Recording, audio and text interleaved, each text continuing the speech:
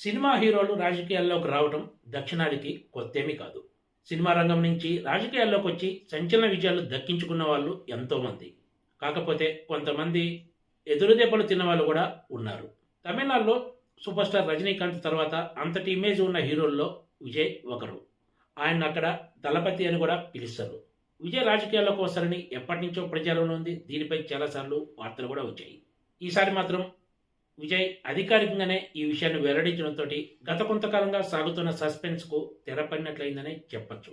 విజయ్ తమిళగ వెట్రి కలగం పేరుతో కొత్త పార్టీని స్థాపించబోతున్నారు. అయితే తమ పార్టీ వచ్చే లోక్సభ ఎన్నికల బరిలో ఉండబోదని, అదే సమయంలో తాము ఎవరికి మద్దతు ఇవ్వట్లేదని విజయ్ స్పష్టం చేశారు. తమిళనాడు అసెంబ్లీ ఎన్నికల్లోనే తాము రంగంలోకి దిగుతామని వెల్లడించారు. తమిళనాడు ప్రజలు మార్పు కోరుకుంటున్నారంటూ విజయ్ వ్యాఖ్యానించడం విశేషం.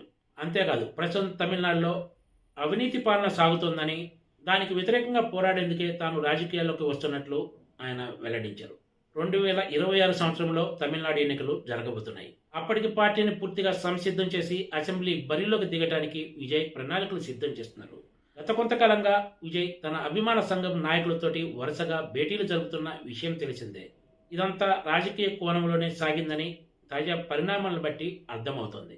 తమిళనాడులో ప్రస్తుతం డిఎంకే సర్కార్ ఉండగా, మాజీ ముఖ్యమంత్రి జయలలిత మరణం తర్వాత ఏఐఏడిఎంకే పార్టీ క్రమంగా బలహీనపడుతూ వస్తుంది. అందులో వివాదాలు కూడా ఎన్నో ఉన్నాయి. ఈ తరుణంలో విజయ్ కొత్తగా పెట్టే పార్టీ ఏఐఏడిఎంకే ఓట్లు చీలుస్తుందా లేక డిఎంకే అవకాశాలను గండి కొడుతుందా అన్నది ఎన్నికల తర్వాత కానీ తేలదు. విజయ్ తమిళ హీరో అయినా కూడా తెలుగులో ఆయనకు పెద్ద ఎత్తున అభిమానులు ఉన్నారు. ఆయన సినిమాలు ఇక్కడ బాగా ఆడతాయనే విషయం కూడా తెలిసిందే. ప్రస్తుతం చేతిలో ఉన్న ఒక సినిమాను పూర్తి చేసుకొని ఇక పూర్తిగా తన ఫోకస్ అంతా రాజకీయాలపైనే పెట్టబోతున్నట్లు విజయ్ వెల్లడించారు.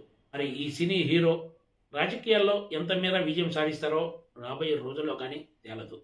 Please subscribe TG TV.